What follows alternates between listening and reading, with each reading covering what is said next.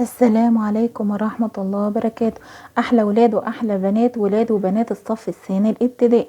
النهاردة هناخد مع بعض آه، لغة عربية للصف الثاني الابتدائي. الطبعة دي طبعة جديدة، طبعة 2024 الترم التاني.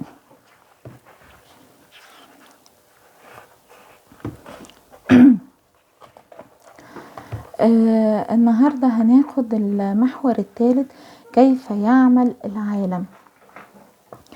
الموضوع الأول، النيل الذي أعرفه.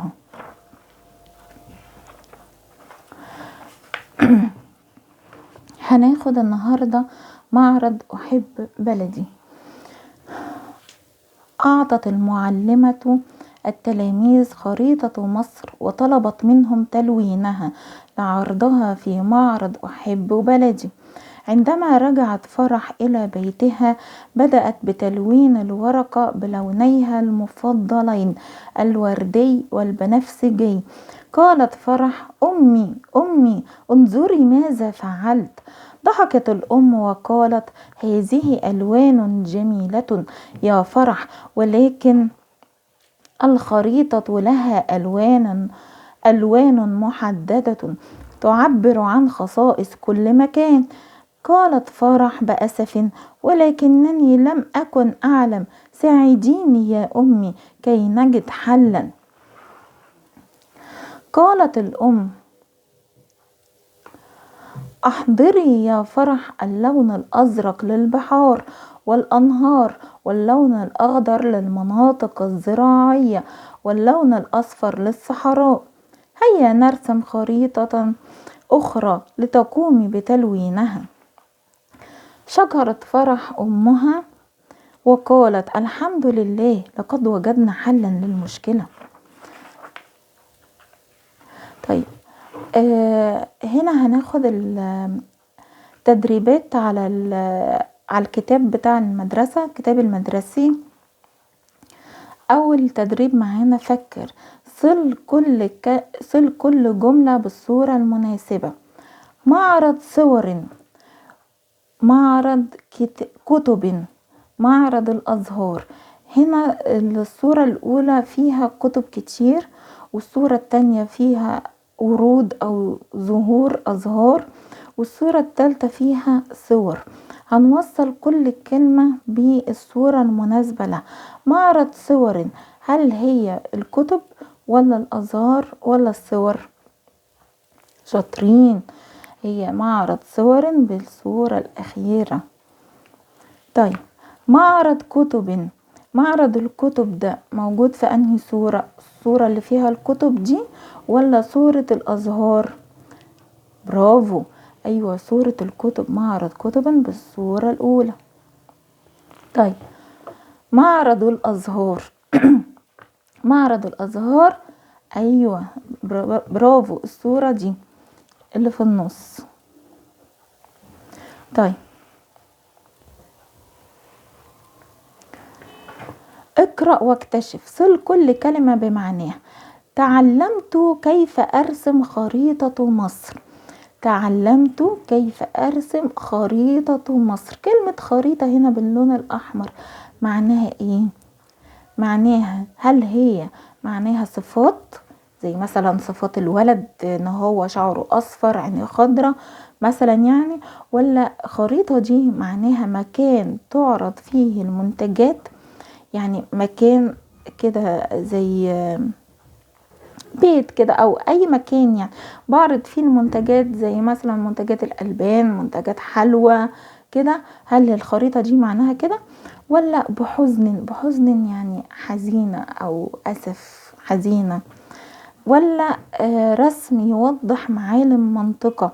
هل الخريطة دي عبارة عن رسمة بتوضح معالم منطقة، ولا المحببة يعني حاجة بحبها؟ الخريطة دي معناها ايه من دول؟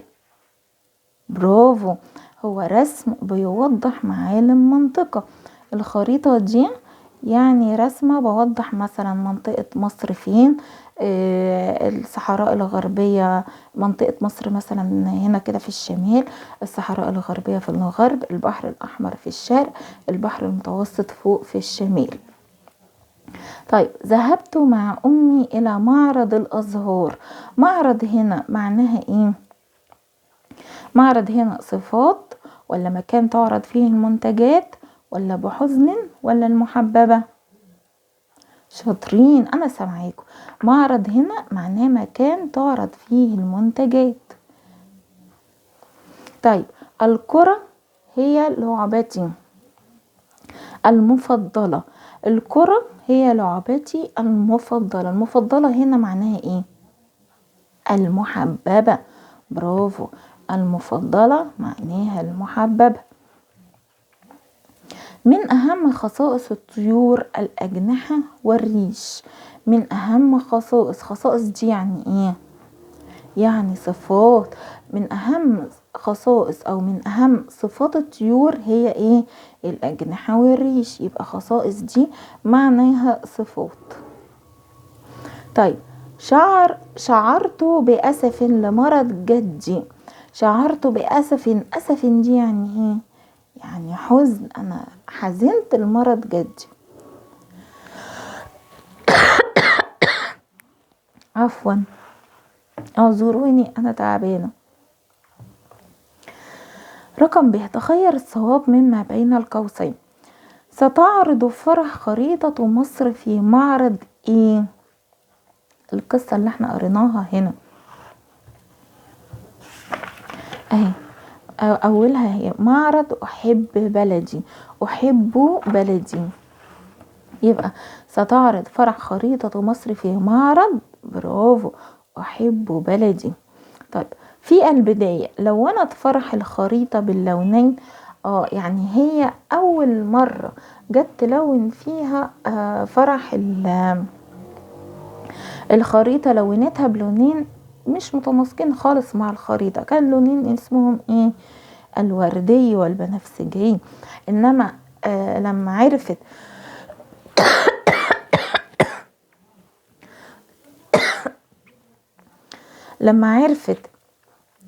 من مامتها ان اللونين دول الوردي والبنفسجي لونين غلط، مش صحيح في ان انا الونهم للخريطة، فهي مامتها عدلت وقالت لها لا، خلي اللون الايه، نرسم خريطة جديدة وخلي اللون الازرق للبحار والانهار، واللون الاخضر للمناطق الزراعية اللي فيها زرع يعني، واللون الاصفر للصحراء عشان فيها رمال. طيب، اكمل ما يلي. اللون الازرق في الخريطة بيدل على ايه؟ طبعا هتقولولي بيدل على البحار والانهار، وفي برضو المحيطات. طب انا هكتب الكلام ده كله في النقطة دي؟ لا، امال البحار ونهر النيل والمحيطات ده كله بيدل على ايه؟ الماء. برافو، ده كله بيدل على الماء. يبقى اللون الازرق بيدل على المية او الماء. واللون ايه؟ بيدل على المناطق الزراعية. المناطق الزراعية انا لسه قايلاها باللون ايه؟ نلونها باللون الاخضر.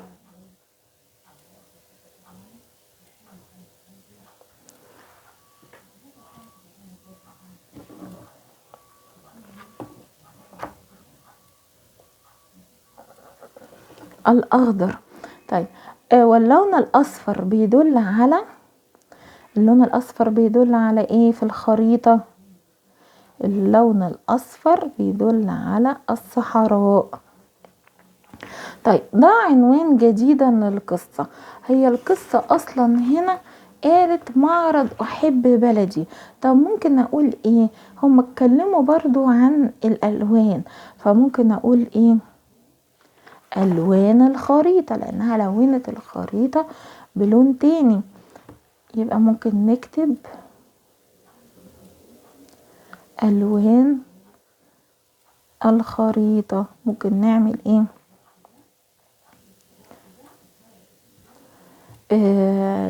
عنوان جديد غير العنوان اللي موجود في القصة الأساسي، ونكتب ألوان الخريطة. طيب حان الآن وقت القراءة الجهرية، هيا اتبع تعليمات معلمك. طبعا الأستاذ أو المعلم بتاع المادة في المدرسة هيقرأ القصة مرة أخرى بصوته، ثم التلاميذ، يعني كل تلميذ هيقرأ القصة. اقرأ ولاحظ: ما أجمل السيارة، ما أحلى الحلوى، ما أروع الطائرة. طيب هنا يا سنة تانية، أنا لما أقول ما أجمل الحلوى وعمل كده، يعني ايه دي؟ قالك ما دي أداة تعجب، ودي علامة التعجب، دي كده اسمها علامة التعجب. علامة التعجب دي يعني واحد كده وتحت منها نقطة كده باينة. طيب ما أجمل الحلوى، أعمل ازاي أو أفرق ازاي بين أداة الاستفهام وأداة التعجب؟ طبعا أدوات الاستفهام عارفينها، أدوات خدناها في النص الأولاني أو في الترم الأولاني. الاستفهام، أدوات الاستفهام اللي هي ايه؟ اللي هي هل، ورقم 2 ما، رقم 3 ماذا، رقم 4 كيف،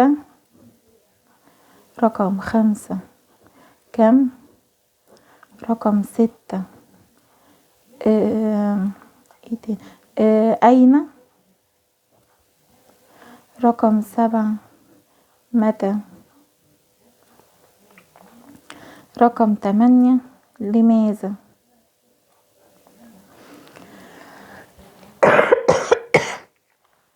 عفوا انا اسفة جدا، بس انا فعلا عندي برد جامد، معلش اعذروني، الجو شتا.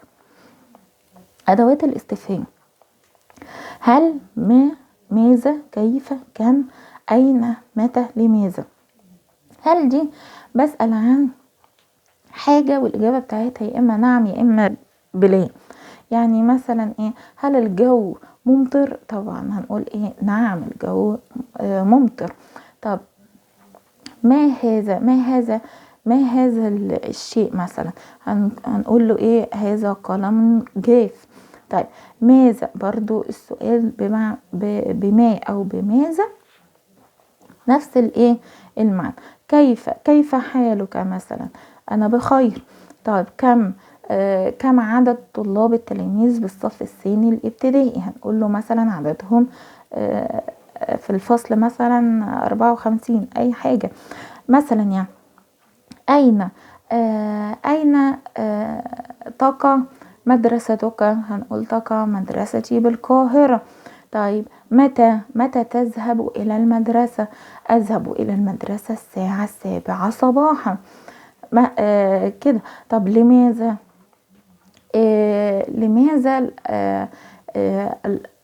لماذا الطعام مفيد للجسم؟ ليه الطعام مفيد؟ لا مش لماذا الطعام مفيد، لماذا نأكل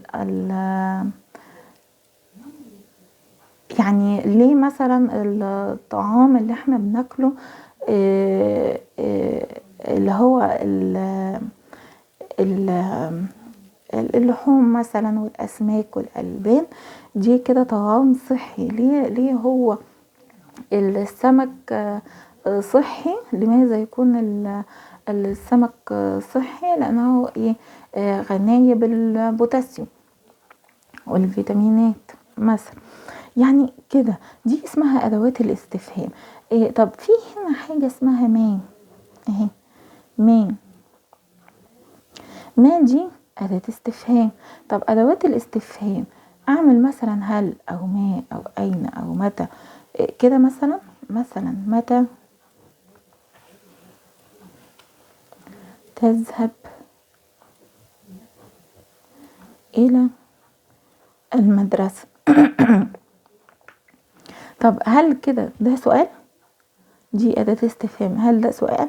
قالك مش كامل. امال لازم احط في الاخر أداة الاستفهام، قصدي علامة الاستفهام اللي هي دي اسمها علامة استفهام. طيب هنا بقى فوق ما اجمل الحلوى، دي هنا كده علامة تعجب. يبقى في فرق بين علامة الاستفهام دي وايه علامة التعجب اللي فوق. خلاص. طيب ما اجمل دي على وزن ايه؟ ما افعل. ما اجمل على وزن ما افعل. ما افعل الحاجة دي وبعديها علامة التعجب. يعني ايه؟ يعني ما اقولش مثلا ايه ما هذا، لا، وفي الاخر علامة تعجب، لا ما تنفعش. امال لازم تكون ما اولها الف. ما اجمل، ما احلى، ما اروع، ما احسن، ما اطعم، ما اجود. خلاص. يعني اولها الف وبعدين ما جيبش فعل. يعني شايفين ان دي كده فعل؟ لا، هي على وزنها ما افعل. ما اجود على وزن ما افعل، ما احسن على وزن ما افعل. انما ما جيبش فعل مضارع. اقول مثلا يشرب ما يشرب، لا ما ينفعش.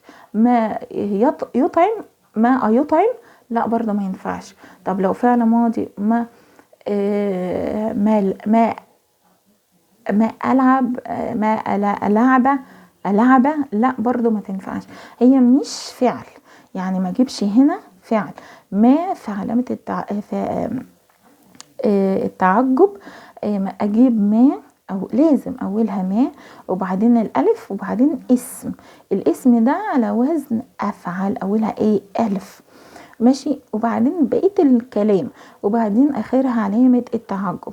طب ما هنا أنا بسأل عن حاجة وفي الآخر بتبقى إيه؟ أداة الاستفهام اللي هي دي. هنا فرق بين ما دي وما دي، إن ما دي اللي هي بتاعت التعجب آخرها علامة التعجب، وما دي بتاعت الاستفهام آخرها أداة الاستفهام أو علامة الاستفهام. طب هنا بسأل عن شيء، انما هنا انا بتعجب منه. بقول ان مفيش ايه، بتعجب واقول ده مفيش احلى من الحلوى، جميلة. او ما اروع الحلي، الذهب ده مثلا ما اروع من الحلي، يعني مفيش احلى من الذهب مثلا. او ما اجمل الجاكيت، مفيش احلى من الجاكيت ده، يعني جميل، يعني انبهرت واعجبت بالجاكيت. فمن كتر اعجابي بيه بقول ما اجمل، يعني حاجة حلوة يعني. تمام. طيب هنا بقى دي بقى أداة التعجب، ودي كلام ما أجمل على وزن ما أفعل. ما أجمل السيارة وفي الآخر علامة التعجب. ما أحلى الحلوى، ما هي أداة التعجب وأحلى على وزن أفعل الحلوى وبعد كده علامة التعجب، وهكذا. ما أروع الطيارة، ما أروع الطائرة، ما دي أداة التعجب وأروع على وزن أفعل، والطائرة بقية الكلام اللي أنا بتعجب منه، وبعد كده في الآخر أداة التعجب. انظر إلى هديتك وعبر عنها كما في الأمثلة السابقة. إيه هي الأمثلة السابقة دي؟ ما أجمل، ما أحلى، ما أروع. عايزين نحط برضو ما أجمل، ما أحلى، ما أروع، نفس النظام كده بس على الهدية دي. الهدية دي فيها ايه؟ بصوا كده معايا، العلبة دي الخضرة دي فيها ايه؟ كرة، فيها تاج، فيها حلي اللي هي غوايش كده.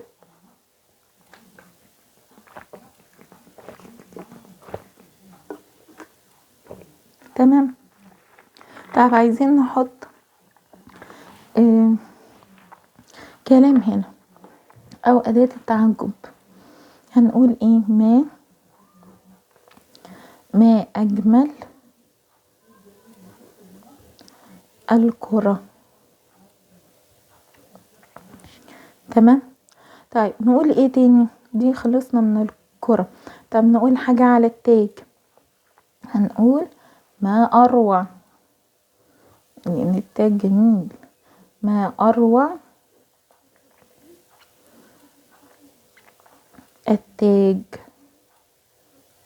طب اللي انا كتبته ده صح؟ لا. ليه؟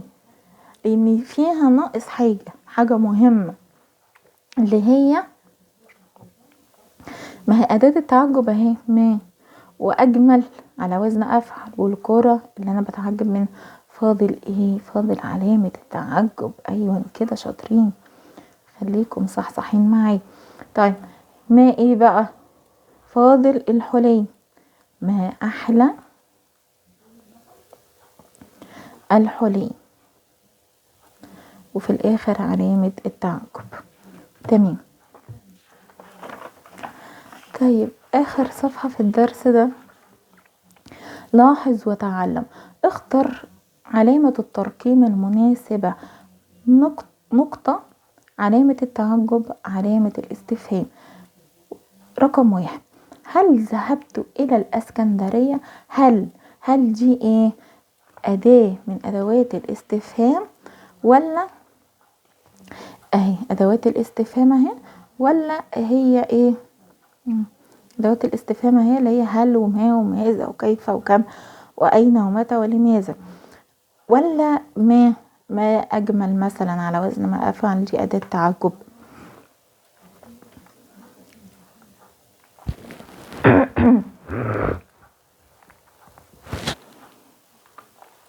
هتبقى هل ذهبت إلى الإسكندرية، هنحط ايه؟ نقطة ولا علامة تعجب ولا علامة استفهام؟ شاطرين، علامة استفهام. طيب رقم 2، ما أروع شاطئ البحر. ما أروع على وزن ايه؟ ما أفعل. برافو، يبقى اوتوماتيك كده هتبقى ايه؟ هتبقى علامة التعجب. طيب فاضل النقطة. طب نتأكد. طب رقم 3، بلدي مصر به مناطق جميلة ومميزة. طب هنا دي جملة فيها ما أفعل، ما أجمل، ما أروع كده عشان أحط مثلا علامة تعجب؟ لا مفيش. طب فيها أداة من أدوات الاستفهام؟ برضو مفيش. طب امال دي جملة عادية. بلدي مصر به مناطق جميلة ومميزة، دي جملة عادية، خلصتها فهمتها، يبقى دي اخرها نقطة، دي اخرها نقطة. طيب نشاط به، صف الصورة مستخدما اسلوب التعجب كالمثال. هنا مديني مثال، ما اروع الجو، ومديني اداة تعجب. الجو مشمس وجميل. هو جاب جملة وعمل جملة عليها اللي هي جملة التعجب او العكس يعني. طب هنا قال ايه عن الجو؟ ان هو مشمس وجميل. طب احنا ممكن نصف الصورة دي بان هي ايه تاني؟ هنقول مثلا ما اجمل نهر النيل. ما اجمل النيل. النيل لازم نكتب ايه؟ جملة تانية. النيل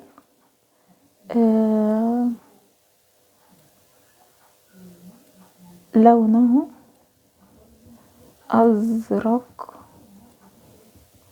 وجميل. طيب ايه تاني؟ دي نقطة. النقطة التانية ممكن نكتب ما أحلى الأشجار، فالأشجار خضراء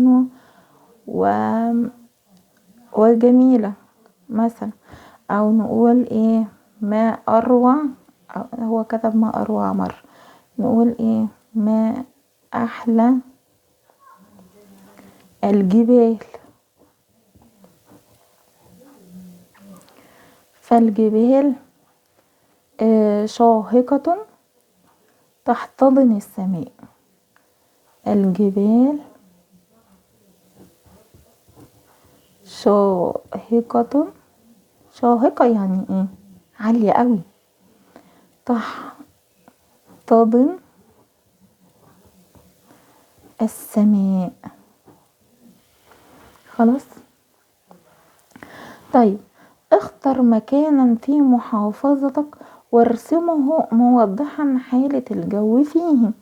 طيب انا محافظتي هنا محافظة ايه؟ انا محافظة القليوبية. طب هرسم ايه المحافظة بتاعتي، او هرسم حاجة في المحافظة بتاعتي. انا محافظتي القليوبية، هرسم اللي انا مش بعرف ارسم اوي على فكرة، بس هنرسم مثلا كده ايه،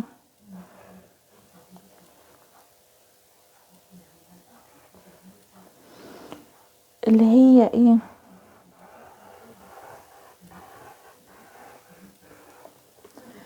اللي هي القناطر الخيرية. وهنا كده ايه النيل،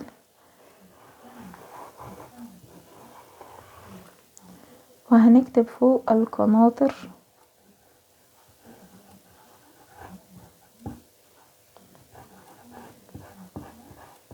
الخيرية. وهنرسم هنا ايه شمس.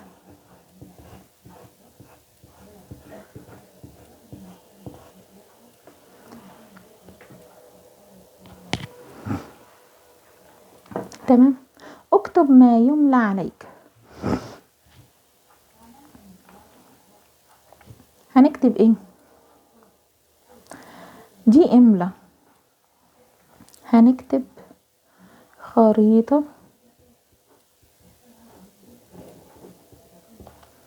رياح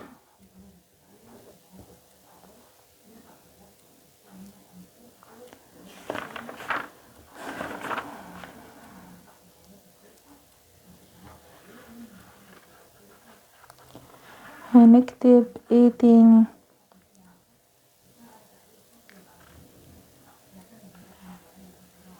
نيل.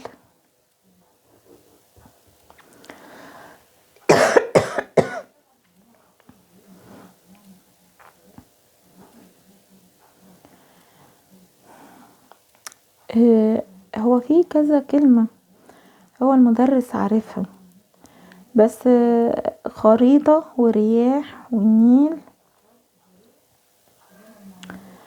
و الجو او الطقس ممكن. طيب بعد كده يا سنة تانية في الدرس اللي بعده اسمه الوادي الجديد. الوادي الجديد ده درس تاني اهو. جاي يعني انا مش هديكوا ده، هديهولكوا المرة الجاية مع الدرس الجديد. وبكده انتهينا من درس النهاردة.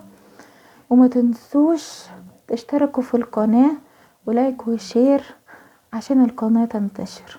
مع السلامة.